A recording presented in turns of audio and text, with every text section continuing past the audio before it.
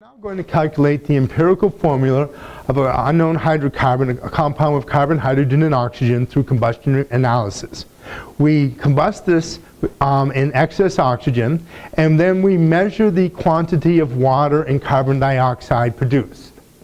Now, we can then use the mass percentage of the elements within a formula to calculate the fraction of the water that is hydrogen and the fraction of the carbon dioxide that is carbon.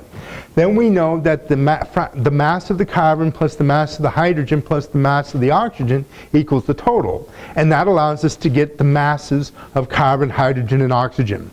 Once we have their masses, this becomes like the problems on the last exam for empirical formulas. So let's very quickly look at the water first. What is the mass of the hydrogen?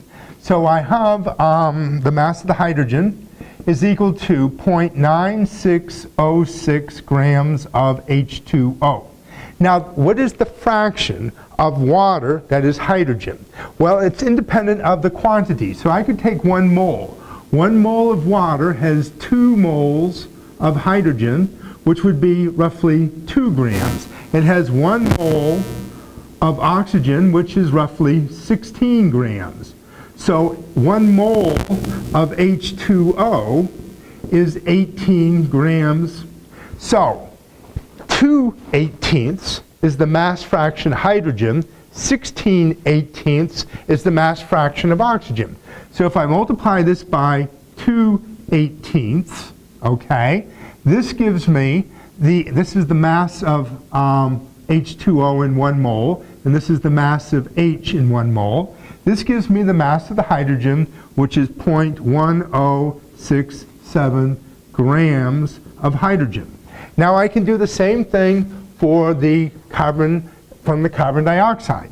So the mass of the carbon is equal to 2.3482 grams of CO2. Now I ask myself, what is the mass fraction of carbon and carbon dioxide? Well, I'll choose 1 mole of carbon dioxide. 1 mole of carbon dioxide has 1 mole of carbon, which is roughly 12 grams per mole. It has 2 moles of oxygen, which is roughly 2 times 16 or 32 grams per mole. So CO2, 1 mole of CO2 weighs 44 grams. And I can put a gram here and a gram here. So 12/44 is the mass fraction carbon, 32/44 is the mass fraction oxygen. So I could say that for every 44 grams of CO2, 12 of those grams are carbon, and the remaining 32 of those grams are the oxygen. Now I can do my math, and I get 0.6404 grams of carbon. Now that I know my mass of hydrogen and my mass of carbon, and I know the total mass, I can calculate the mass of oxygen.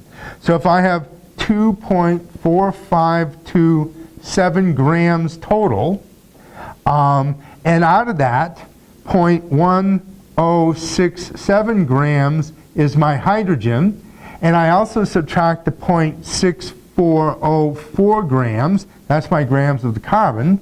That gives me the grams left over as the oxygen, which is 1.7056 grams of oxygen.